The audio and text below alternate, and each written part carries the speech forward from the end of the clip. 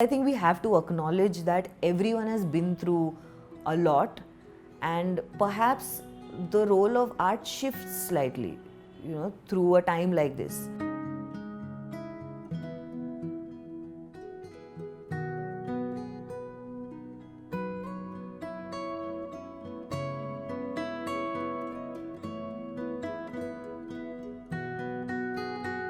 My early work had a lot to do with things I had been through, and it was quite personal. I mean, then I became introduced to a whole new world, because till then I was pretty restricted to Marathi experimental theatre in Bombay.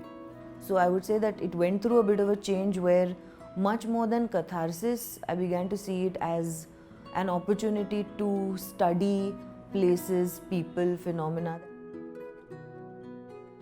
I was in the process of making a play called Kisan, which we had had one workshop for. It's this kind of, there's live music, there's very multiple voices, and it's just not an option anymore. It also made one rethink the medium. People were calling them plays online, people were making theatre online, and then you stop and wonder, okay, what is the most essential aspect of theatre that makes one so interested in it? And the liveness of it feels like such a fundamental aspect of theatre making as well as theatre viewing. And with that gone, there were some very, very basic questions to ask. How is it different from films or shows or videos or things that people put up online?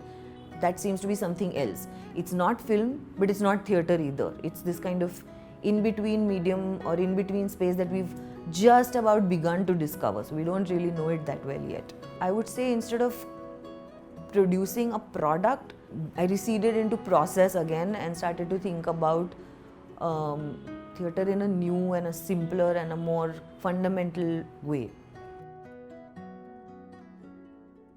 Yes, while disturbing people and challenging people and provoking people was a large part of what one was doing while telling one's stories, maybe right now is a different kind of relationship that one needs to find with their audience. One of the fundamental things that happened was you were only allowed to go out or do things that qualified as essential to your life, and art was nowhere on that list.